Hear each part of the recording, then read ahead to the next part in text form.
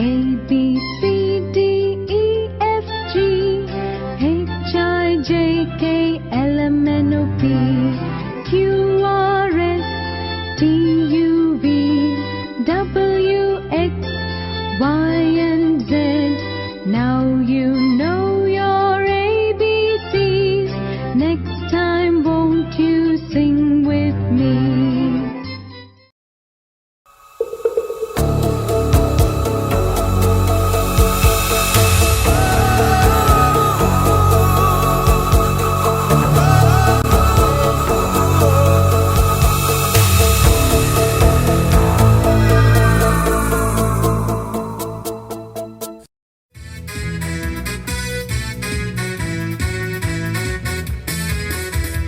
நல்வான என்னை மாற்றி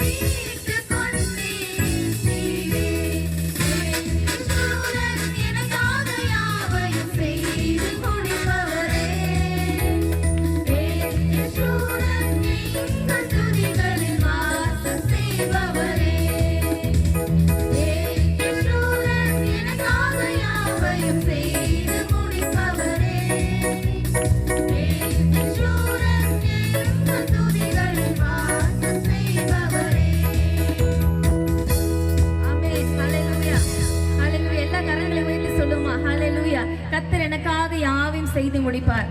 ஆமென். இன்னைக்கு எத்தனை பேர் என்ன கஷ்டத்தோடு என்ன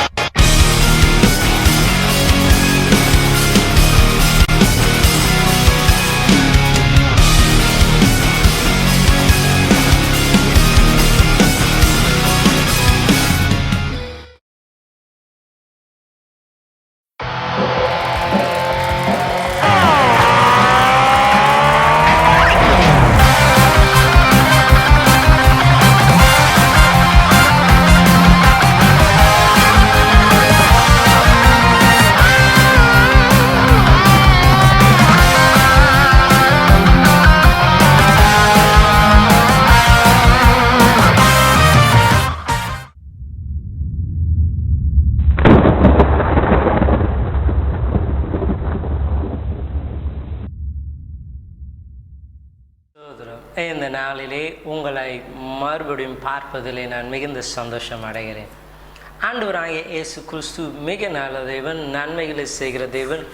இந்த இயேசு உங்கள் வாழ்க்கையில் பெரிய காரியத்தை அவர் செய்ய போகிறார். காரணம், இயேசு உங்களை அளவுக்கு அதிகமாக நேசிக்கிறார். நீங்கள் யாராக இருந்தாலும் சரி, whoever you might be, தேவன் உங்களை நேசிப்பது உண்மையாக இருக்கு. It's a fact. மாற்ற முடியாத ஒரு சத்தியம். கடவுள் உங்கள் மேல் அவ்வளவு அதிகமான அன்பு வைத்திருக்கிறார். இன்னைக்கு நீங்கள் ஒருவேளை இந்த நிகழ்ச்சியை பார்க்கும்பொழுது சோர்ந்து போயிருக்கலாம், மன சஞ்சலத்தில் இருக்கலாம். ஏன் என் லைஃப்பில் இப்படியெல்லாம் நடக்கிறது என்று பலவிதமான கேள்விகளிலே நீங்கள் இருக்கலாம். சில நேரங்களிலே ஏன் நடக்கிறது என்று கூட அறியாமல் நீங்கள் திகைத்து கொண்டு இருக்கலாம். ஆனால் நீங்கள் இயேசுவை நம்பும்பொழுது நிச்சயமாய் இந்த ஆண்டவராகிய இயேசு கிறிஸ்து உங்களுக்கு ஒரு அற்புதத்தை நிச்சயமாய் செய்வார். வேதத்தில் அதற்கான எடுத்துக்காட்டு நிறைய இருக்கிறார். They were so depressed. ஏன் இது நடக்கிறது என்று அவர்களுக்கே தெரியல. அவர்கள் அவ்வளோ பயந்து போயிருப்பார். ஆனால் எப்பொழுது அவர்கள் தேவனுடைய சமூகத்தை தேடுகிறார்களோ, தேவன் அவர்களுடைய சூழ்நிலையை முற்றிலுமாய் தலைநேராய் அவர் மாற்றினார். இந்த நாளிலே கூட நீங்கள் தேடி பாருங்க, நிச்சயமாய் கர்த்தர் அதை செய்வார். வேதத்திலே இயேசு பூமியிலே இருந்தபோது அவர் அழகாய் சொல்லுகிறாங்க, என்னுடைய சமாதானத்தை உங்களுக்கு நான் வைத்து போகிறேன். வேதத்திலே இயேசுவை குறித்து இவ்விதமாய் விவரிக்கப்படுகிறது, அவர் சமாதான பிரபு என்று சொல்லி. அப்போ எல்லா சமாதானத்திற்கும் உயர்ந்த ஸ்தானத்தில் இருக்கிறவர் சொல்றார், I will give my peace, என்னுடைய சமாதானத்தை உங்களுக்கு நான் வைத்து போகிறேன். அவர் கூட சொல்றாங்க, இது உலகம் கொடுக்கிற வண்ணமாய் அல்ல. This is not how world gives. உலகத்தில் நம்ம பார்க்கிறோம் கிடைக்கக்கூடியது நிரந்தரமே அல்ல, அல்லது உலகத்திலே கிடைக்கிற அந்த சந்தோஷம் சமாதானம் சூழ்நிலைக்கு ஏற்ப அவைகள் மாறிக்கொண்டே இருக்கும். நம்ம ஜாலியான மூடாக இருந்தால் ஜாலியாக இருக்கிறோம், துக்கமான மூடானா துக்கமாடுவோம், இது நேச்சுரல். ஆனால் தெய்வீக சமாதானம் அது எல்லா நிலைகளிலும், நீங்கள் மேலே போனாலும் அந்த சமாதானம் உங்களுடைய உள்ளத்தை அது நிரப்பி you will have that peace. அதே நீங்கள் கீழே இறங்கினாலும் ஐயோ இப்படி ஆயிடுச்சே என்றால, அங்கேயும் தெய்வீக சமாதானம் உங்களை சுமந்து கொண்டு போகும். சிலருக்கு இந்த சமாதானம் இல்லாததுனால தான் அநேக விதமான கோபங்கள், எரிச்சல்கள், இன்னும் தவறான முடிவுகள், அவசரப்பட்டு காரியங்களை செய்து. காரணம் என்னன்னா, they did not know the love and the peace of God. தேவனுடைய அன்பும் அவர் நமக்கு கொடுத்திருக்கிற அந்த சமாதானத்தை அறியாதபடினாலே. ஆகவே இன்னைக்கு நான் உற்சாகப்படுத்துகிறேன், ஏசப்பா கிட்ட கேளுங்க, ஏசப்பா உங்களுடைய சமாதானத்தினால என்னை நிரப்புங்க என்று சொல்லி நிச்சயமாய் அவர் உங்களை நிரப்பி சூப்பர்பாய் இந்த உலகத்திலே அவர் வாழ செய்வார். இன்று நம்ம ஒரு காரியத்தை நாம் கற்றுக்கொள்ள போகிறோம். காரணம் என்னவென்றால், சில நேரங்களில் இதெல்லாம் நம்ம மைண்டை கிராஸ் பண்ணுறது கூட இல்லை. சில நேரங்களிலே நம்ம யோசிக்கிற காரியம், this is my talent that brought me up to this place. என்னுடைய தாளந்து, என்னுடைய திறமை தான் நான் இந்த இடத்துல இருக்கிறேன், என் பணம் நான் எவ்வளோ உழைச்சிருக்கிறேன் தெரியுமா என்று சொல்லி பல காரியங்களிலே we have the mindset, இது என்னாலே நடந்தது, நான் தான் சாதித்தேன், நான் தான் இந்த லெவலுக்கு வந்தேன், நான் நினச்சிருந்தேன்னா இவங்களை இப்படி ஆக்கியிருக்க முடியும், நான் நினச்சிருந்தேன்னா இப்படி ஆக்கியிருக்க முடியும், நான் பண்ணியிருப்பேன், நான் செஞ்சுருப்பேன் என்று சொல்லி நான் என்ற அந்த நிலையிலே இருக்கிறோம். நாம் பார்க்கிறோம், வேதம் சொல்லுகிறது பெருமை உள்ளவனுக்கு கர்த்தர் எதிர்த்து நிற்கிறார். ஆனால் இந்த நிலைக்கு வந்தது எப்படி என்பதை நாம் அறிய வேண்டும்.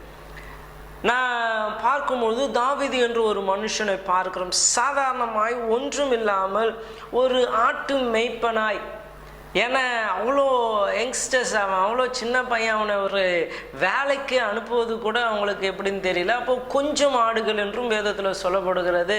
சரி, இவன் போயிட்டு ஜாலியாக என்ஜாய் பண்ணிட்டோம், ஆடுகளை மேய்க்கட்டும் அப்படி என்று அந்த வயதிலே அவனை அப்படிப்பட்ட நிலையிலே வைத்திருந்தான். வீட்டுக்கு ஒரு பிரைம் மினிஸ்டர் வராரு, பிரசிடெண்ட் வராருனா கூட அதில் அவனுக்கு பங்கு இல்லையா. சின்ன பையன் வந்து இங்கே விளையாடின்னு இருக்கிறதுக்கு அவன் அங்கே தான் இருக்கட்டும், பெரிய ஆளுங்க வராங்களே என்ற நினைப்பாய் கூட இருந்திருக்கலாம். அப்போ அவனுக்கு அவ்வளோ இம்பார்ட்டன்ஸ் கூட இல்லை, ஏன்னா அவ்வளோ சின்ன பையனாக இருந்தான். ஆனால் எப்படியோ தேவனுடைய தயவு, அவன் அரசாங்க உத்தியோகத்தில் எல்லாம் கிட்டார் வாசித்து அங்கே இருக்கிற ராஜாவை பிரியப்படுத்தி பாடல்களை பாடிக்கொண்டு இருந்தான். அதை தொடர்ந்து பார்க்கிறோம், தேவனுடைய கரம் அவனோடு கூட இருந்தது. பெரிய அரக்கர்களை கொலை செய்தான், பெரிய சண்டை போட்டான், பெரிய ஆளை ஆக்க கர்த்தர் தீர்மானித்தாங்க, உயர்ந்த மனுஷனாய் மாறினான். கடைசியாக பார்க்கிறோம், ராஜா என்ற அந்த ஸ்தானத்திலே அவன் கடந்து வந்தான். கர்த்தர் அவனை அவ்வளவாய் உயர்த்தினான். இங்கே 1 நாளாகமும் 18ஆம் அதிகாரத்தை நீங்கள் வாசிப்பீர்கள் என்றால், அவன் ராஜாவாய் மாறின பின்பு அவன் செய்த யுத்தங்களை குறித்து இங்கே எழுதப்பட்டிருக்கிறார். அவன் தேசத்திற்கு விரோதமாய் செயல்பட்ட எல்லா ராஜ்யங்களையும் எதிர்த்து அவன் ஜெயித்து அவர்களை முறியடித்தான். இந்த கூட்டத்தை முறியடித்தான், அந்த கூட்டத்தை முறியடித்தான். அப்போ பார்க்கும்போது இவன் ஒரு பராக்கிரமசாலி, இவன் பாரு தேசமாக போகிறான், சண்டை போடுறான், ஜெயத்தோட வருகிறானே என்று சொல்லி. ஆனால் இந்த அதிகாரத்தில் 2 இடத்துல ஒரு குறிப்பு எழுதப்பட்டு இருக்கிறது, நான் வாசிக்கிறேன். முதலாவது 6ஆம் வசனத்தில் சொல்லப்படுகிறது, தாவீது போன இடமெல்லாம் கர்த்தர் அவனை காப்பாற்றினார். அதே குறிப்பு 13ஆம் வசனத்திலும் எழுதப்பட்டுகிறது, தாவீது போன இடமெல்லாம் கர்த்தர் அவனை காப்பாற்றினார். இங்கே சண்டை, இங்கே யுத்தம் போய் அவர் ஜெயிச்சுன்னு வராரு. ஆனால் அங்கே சொல்லப்படுகிற ஒரு வார்த்தை பாருங்க, தாவீது போன எல்லா இடங்களிலும் கர்த்தர் அவனை காப்பாற்றினார். எவ்வளோ சண்டைங்க, எவ்வளோ யுத்தங்க, காயப்பட்டு இருக்கலாம், ஜீவனை இழந்திருக்கலாம், காலை இழந்திருக்கலாம், கையை இழந்திருக்கலாம், விரல்களை இழந்திருக்கலாம், அல்லது உயிர் சேதம் உண்டாகக்கூடிய காயங்கள் அவருக்கு ஏற்பட்டு இருக்கலாம். ஆனால் ஒன்றும் நடக்கலை. இங்கே சொல்லப்படுகிற ரீசன் இஸ், கர்த்தர் அவனை எல்லா இடங்களிலும் காப்பாற்றினார். He saved his life. யுத்தங்கள் பலது செஞ்சாங்க, ஜெயம். ஆனால் பாருங்க, கர்த்தர் அவனை காப்பாற்றினார். நீங்கள் வாசிப்பீர்கள் என்றால் முதல் வசனத்திலே வாசிக்கலாம், தாவீது பெலிஸ்தியர் என்ற ஒரு ராஜ்யத்துக்கு விரோதமாய் சண்டை போட்டு அவர்களை ஒடுக்கி அவர்களை ஜெயித்தான். ஆனால் இதே ராஜ்ய கூட்டம் அல்லது இந்த குரூப் ஆஃப் பீப்புள் நம்ம பார்க்கிறோம், இவனுக்கு முன்பதாக இருந்த ஒரு ராஜாவுக்கு விரோதமாகவும் எழும்பினார்கள். சவுல் அவருடைய பெயர். அவர் எவ்வளவுதான் சண்டை போட்டாலும் அவராலே இந்த பெலிஸ்தியர்களை மேற்கொள்ளவே முடியல. அடிக்கடி அவருடைய ஆட்சி காலத்திலும் சண்டை அவர்களுக்கும் இவங்களுக்கும் வந்துனே தான் இருந்தது. ஆனால் இவராலே அவர்களை மேற்கொள்ளவே முடியவில்லை. எவ்வளோ போராடி பார்க்குறாங்க. கடைசியாக பார்க்கிறோம், அந்த சத்துருக்கள் இந்த ராஜாவை வீழ்த்தினான். இந்த ராஜாவை அட்டாக் பண்ணதுனால அவருக்கு ஒரே பயம், ஐயோ அவங்க கையில் மாட்டிக்கணும்னா நம்மளை எப்படி கொடுமைப்படுத்துவாங்க, நம்மளை அசிங்கப்படுத்துவாங்களே என்று சொல்லி தற்கொலை செய்து யுத்த களத்திலே தற்கொலை செய்து செத்து போயிட்டார். அப்படிப்பட்ட ஒரு பெரிய ராஜ்யம். அவன் வந்து இந்த ராஜாவுடைய தலையை வெட்டின்னு போயிட்டு அவங்க கடவுளுக்கு முன்னாடி ஊர்களெல்லாம் அனுப்புகிறாங்க, பாரு இவ்வளோ பெரிய ராஜா, இவ்வளோ பெரிய தேசத்தான், ஆனால் நம்ம ஜெயிச்சிட்டான் அப்படி என்று சொல்லி. ஆனால் அதே தேசத்தினிடத்துல இப்பொழுது தாவீது யுத்தத்துக்கு போகிறான். அவர்களை ஒடுக்கினான், அவர்களை விழுந்து போக செஞ்சான், அவங்கள முறியடித்தான். அந்த ரீசன் அங்கே சொல்லப்படுகிறது அவங்களால இவனை அட்டாக் பண்ணவே முடியல. காரணம், கர்த்தர் தாவீதை காப்பாற்றினார். God protected. தேவன் அவனை காப்பாற்றினார். இன்னைக்கு கூட இந்த நிலை நாம் அறிய வேண்டியதாக இருக்கு. நம்ம இன்டர்வியூக்கு போகிறோம், வேலைக்கு போகிறோம், வியாபாரத்திற்கு போகிறோம், பலவிதமான இயந்திரங்களின் மத்தியிலே வேலை செய்கிறோம். நிறைய பேர் சொல்லி நான் கேட்டு இருக்கிறேன், கொஞ்சம் மிஸ் ஆனால் கூட விரல் கட்டாயிடும், கொஞ்சம் இதுவானா கூட இப்படி உயிர் போகக்கூடிய அபாயம் இருக்கு. பாருங்க, கடவுள் காப்பாற்றுகிறார். நீங்கள் ஒன்றுமில்லாத நிலைமையில இருந்த அந்த நாட்களை யோசிச்சு பாருங்க, எப்படி இந்த பொசிஷனுக்கு வந்தீங்க. How you were 10 years 20 years நீங்க திரும்பி பார்த்துருந்தா இப்போ நீங்க இந்த நிலைமைக்கு வந்திருக்க காரணம் என்ன? தேவன் உங்களை காப்பாற்றி, உங்கள் சத்துருக்கள் எவ்வளவுதான் உங்களை கீழே விழ தள்ளணும்னு நினைச்சு எதிர்பார்த்தாலும் அவங்க கிட்ட இருந்தெல்லாம் உங்களை ப்ரொடெக்ட் பண்ணி உங்களை இந்த இடத்திலே வந்து அவர் நிறுத்த செய்திருக்கிறார். நம்மளுக்கு தான் அநேக நேரம் அது புரியறதே இல்லை. நீங்கள் வாசிப்பீர்கள் என்றால் யாத்ராகம புஸ்தகம் நீங்கள் 17ஆம் அதிகாரத்திலே வாசிப்பீர்கள் என்றால் மறுபடியும் அங்கே பார்க்கிறோம் ஒரு யுத்தம். கடவுள் சொல்றாங்க, நீங்க போய் சண்டை போடுங்க. உடனே எல்லாம் சண்டை போடுறாங்க. யோசுவா என்ற ஒரு மனுஷன் இருந்தார். அப்போ அவரு போறாரு. அவரு காலை தொடங்கி சண்டை சண்டை சண்டை யுத்தம் பயங்கரமாக செய்கிறார். அவர் இந்த யுத்தம் அவ்வளோ வேகமாயிற்று. வேதம் சொல்லுகிறது அவர் சூரியனை நின்றுடுச்சு. அது அந்த பிளேஸை விட்டு போகலை. சண்டை முடியலையே, க்ளோஸில் வந்துட்டோம், நாங்கள் ஜெயிக்க போகிறோம் என்று சொல்லி ஜெயிச்சு அவர் வராரு. ஆனால் கடவுள் ஒரு காரியத்தை எழுத சொல்றாங்க. 14ஆம் வசனத்தில் சொல்லப்படுகிறது, பின்பு கர்த்தர் மோசேவை நோக்கி, இதை நினைவு கூறும் பொருட்டு நீ ஒரு புஸ்தகத்திலே எழுதி யோசுவா செவிக்கேட்க வாசி என்று சொல்லி. பாருங்க, இவரு கடவுள் சொல்ற காரியம் இதெல்லாம் எழுதிட்டு, இது அந்த யுத்தத்தை தலைமை தாங்கி நடத்தின யோசுவா செவிக்கேட்க வாசி. ஏன் வாசிக்கணும் என்றால் இந்த யுத்தத்தின் ஜெயம் எங்கே இருந்தது என்று சொல்லி நீங்க வாசிப்பீர்கள் என்றால் தொடர்ந்து 11ஆம் வசனத்துல இவ்விதமாக சொல்லுகிறது, மோசே தன் கையை ஏறெடுக்கையில் இஸ்ரவேல் மேற்கொண்டார்கள், அவன் தன் கையை தாழ்த்துகையில் அமலேக்கர் மேற்கொண்டார். கீழே சண்டை நடந்து இருக்கிறது. ஆனால் ஜெயத்தை நிர்ணயிக்கிறது யோசுவாவும் அவனுடைய பலமும் அவனோடு கூட இருக்கிற சேனையும் இல்லை, அவனுடைய திறமையும் அவனுடைய பணமோ படிப்போ ஒன்றும் இல்லை. இந்த ஜெயத்தை நிர்ணயிக்கிறது வேற ஒரு இடத்துல நடந்து கொண்டு இருக்கிறார்.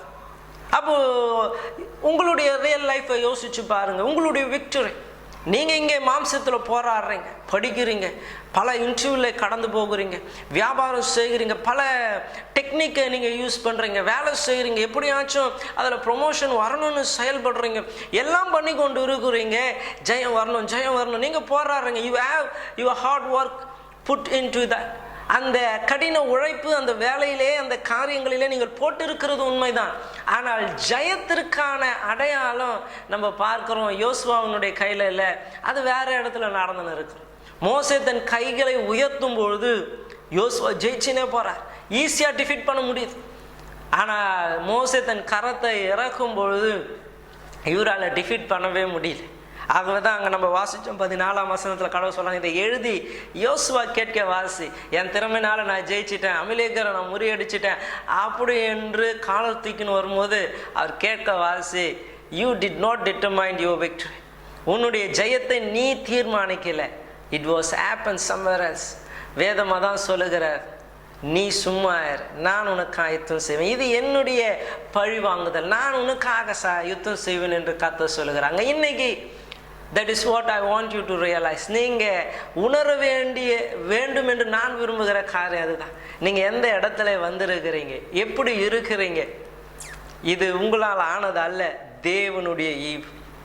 தேவன் உங்கள் மேல் பாராட்டின இறக்கும். ஒருவேளை நீங்கள் இன்னும் போராடிட்டு கொண்டு இருக்கிறீங்களா, நீங்கள் கர்த்தருடைய கரத்தில் உங்களுடைய காரியங்களை ஒப்பு கொடுங்க. இங்கே நம்ம பார்க்கறது தான், மோசே அவன் கரங்களை உயர்த்தி கர்த்தரை ஆராதித்தான், கர்த்தருக்கு மகிமை செலுத்தினான்.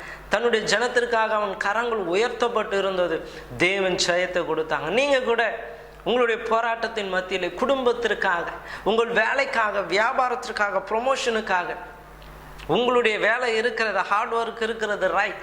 ஆனால் அதிலே தேவன் செயல்படும்படியாக எப்படி தாவீது போன எல்லா ராஜ்யத்திற்கு விரோதமாக போன எல்லா இடங்களிலும் கர்த்தர் ஜெயத்தை கொடுத்து, தாவீது போன எல்லா இடங்களிலும் கர்த்தர் அவனை காப்பாற்றினார். ஒரு தீங்கும் அவனை அணுகாமல், ஒருவனும் அவனை மேற்கொள்ளாமல், ஒருவனும் அவனை சேதப்படுத்தாமல், ஒருவனும் அவனை துக்கத்தோடு வீடு திரும்பி வராதபடிக்கு கர்த்தர் அவனை காப்பாற்றி ஜெயத்தை கட்டளிட்டது போல உங்களுக்கும் ஜெயத்தை கட்டளிட நீங்க கர்த்தரை சார்ந்தவங்களாக இருங்க. ஜெயமும் கர்த்தரால் வரும். கர்த்தரை தேடுகிறவர்களுக்கு ஒரு நன்மையும் குறைவுபடாது. இந்த நாளிலே நான் உங்களை உற்சாகப்படுத்துகிறேன். எதில் ஒருவேளை நீங்கள் டிஃபிட்டாக இருக்கிறீங்க, தோற்று போயிருக்கிறீங்க, எவ்வளோ சத்துருக்கள் எங்கே போனாலும் என்னை காலவாரி விடுறவங்க தான் இருக்கிறாங்க. என்கிட்ட நல்லா பேசுகிறாங்கன்னா எனக்கு பின்னாடி என்னை பழி வாங்கிறதுக்கு செயல்படுகிறாங்க. என் குடும்ப அங்கத்தினர் தான் எப்படியாச்சும் என்கிட்ட இருந்து இதை அபகரிக்கணும் என்றே நடந்து கொள்கிறாங்க. என்னை என் கணவனும் பிரிக்கணும் என்றே பிரயாசப்படுறாங்க. எனக்கு வர வேண்டிய பணம் வரல, அவங்க வேணுன்ட்டு என்னை இப்படி அப்படி அலக்கழிக்கிறாங்க. பலவிதமான போராட்டங்கள் உலக பிரகாரமாக நமக்கு இருக்கலாம். ஆனால் அவைகளை ஜெயிக்க ஒரு வழி, கர்த்தரை சார்ந்திருங்க. கர்த்தரை சார்ந்திருங்க. கர்த்தருக்கு மகிமைப்படுத்துங்க. அவருக்கு அந்த குளோரியை நீங்கள் கொடுங்க. ஆண்டவரே நீங்கள் ஜெயத்தை தாங்க என்று சொல்லி அவரை சார்ந்து நீங்கள் இருந்து பாருங்க. ஜெயம் கர்த்தரால் உங்களிடத்துல வரும். தாவீதை காப்பாற்றின தேவன் உங்களையும் உங்கள் குடும்பத்தையும் உங்கள் வேலை வியாபாரம் what ever it might be கர்த்தர் காப்பாற்றுவார். எல்லா சத்துருக்கள் மத்தியிலும் உங்கள் தலையை நிமிர செய்து சமாதானத்தை எல்லா எல்லைகளிலும் அவர் நிச்சயமாய் கட்டளையிடுவார். செபிப்போமா? சர்வ வல்லமுள்ள தேவனே, இந்த நிகழ்ச்சியை பார்த்த ஒவ்வொருவருக்காய் செபிக்கிறோம். ஆண்டவரே, நாங்கள் வேதத்தில் வாசித்தோமே, தேவன் தாவீதினுடைய எல்லா இடங்களிலும் கர்த்தர் அவனை காப்பாற்றினீர் என்று நாங்கள் வாசிக்கிறோமே. ஆண்டவரே, எங்களையும் சுற்றிலும் அநேக சத்துருக்கள் இருக்கிறார். எப்படியாச்சும் நாங்கள் விழ வேண்டும், எப்படியாச்சும் நாங்கள் அழிய வேண்டும், குடும்பமாய் நாங்கள் ஒன்றுமில்லாமல் போக வேண்டும் என்று எங்களுக்கு விரோதமாய் செயல்படுகிறவங்க அநேகர் இருக்கிறாங்கப்பா. இன்னைக்கு தேவன் எங்களை காப்பாற்றும்படியாக செபிக்கிறோம். எல்லா தீமைக்கும் விலைக்கு பாதுகாத்து கொள்ளும்படியாக செபிக்கிறோம். எங்களோடு கூட ஆண்டவரே இருந்து எங்களுடைய யுத்தத்திலே ஜெயத்தை கட்டளிடும்படியாக செபிக்கிறோம். ஆண்டவரே, எங்களை துன்பப்படுத்துகிறவர்கள் எங்களை மேற்கொள்ளாதபடி அவர்களுக்கு முன்பதாக எங்களுக்கு ஒரு பந்தியை ஆயத்தப்படுத்தி என் தலையை ஆண்டவரே, எங்கள் தலையை எண்ணெயினால் நீர் அபிஷேகம் செய்யும். ஆண்டவரே, எங்கள் தலையை நிமிர்ந்திருக்க செய்யும்படியாக செபிக்கிறோம். இந்த நாள் கேட்ட உம்முடைய வார்த்தையின்படி ஏசப்பா உம்மை சார்ந்திருக்க மோசேவை போல தங்கள் ஜனத்திற்காய் உம்முடைய சமூகத்திலே கரங்களை உயர்த்தி இருந்தார். மோசேவை ஆண்டவர் உம்முடைய சமூகத்திலே அவர் ஆராதித்து கொண்டு இருந்தார், செபித்து கொண்டு இருந்தார். அதே போல எங்கள் ஜெயத்திற்காய் உம்மை ஆராதிக்க செபிக்க ஆண்டவர் உமக்கு முதலிடம் கொடுக்க எங்கள் ஒவ்வொருவருக்கும் நீர் உதவி செய்யுங்க. அப்படியா நீ ஜெயத்தை குடும்பங்களிலே கட்டளையிட்டு உங்களுடைய நாமத்தை மகிமைப்படுத்த உதவி செய்யுங்க. இயேசுவின் நாமத்தில் ஜெபிக்கிறேன் நல்ல பிதாவே, ஆமென். நீங்க ஜெபிச்சிருப்பீங்கன்னா நிச்சயமாக இயேசு ஒரு அற்புதத்தை உங்களுடைய வாழ்க்கையிலே அவர் செய்வார். நீங்கள் செய்ய வேண்டிய பிரதான காரியம், தயவு செய்து ஒரு சர்ச்சுக்கு போங்க. அங்கே பாஸ்டர் இருப்பாங்க. அவர்களிடத்துல உங்களுடைய காரியத்தை சொல்லுங்கள். உங்களை அவருடைய சொந்த குடும்பம் போல நேசித்து நிச்சயமாய் அவர்கள் உங்களுக்காக செபித்து ஜெயத்தை பெற்றுக்கொள்ளக்கூடிய வழிகளை சொல்லுவாங்க. அது உங்கள் லைஃபுக்கு ஆசீர்வாதமாக இருக்கும். எங்களுடைய சபை தூரத்திலே திருவள்ளூரிலே காக்லூர் ரோட்டிலே பூரண சுவிசேஷ தேவ சபை ஷாலும் பேராலயம் அமைந்திருக்கிறது. உங்களை வருக வருக என்று நாங்கள் வரவேற்கிறோம். ஞாயிற்றுக்கிழமை தோறும் காலை 9:30 மணிக்கு நாங்கள் கூடி கர்த்தரை ஆராதிக்கிறோம். வாங்க, நாங்கள் எங்கள் சபை குடும்பம் உங்களுக்கு நிச்சயமாய் ஆசீர்வாதமாய் இருப்போம் என்பதில் எந்த சந்தேகமும் வேண்டாம். உங்களுக்கு எந்த விண்ணப்பங்கள் இருந்தாலும், நீங்கள் எந்த காரியத்திற்காக நாங்கள் செபிக்க வேண்டும், பிரார்த்தனை செய்ய வேண்டும் என்று விரும்பினாலும் காண்பிக்கிற தொலைபேசி எண்களில் நீங்கள் எங்களை தொடர்பு கொள்ளுங்க, மெசேஜ் அனுப்புங்க, லெட்டர்களை எழுதுங்க. உங்களுக்காக நாங்கள் தொடர்ந்து செபிப்போம். கர்த்தர் பெரிய காரியங்களை உங்களுடைய வாழ்க்கையிலே அவர் செய்வார். கர்த்தர் உங்களை ஆசீர்வதிப்பாராக. ஆமென். எங்களது முகவரி ஷாலோம் பேராலயம், காக்கலூர் சாலை, திருவள்ளூர். தொலைபேசி எண் 9789535258.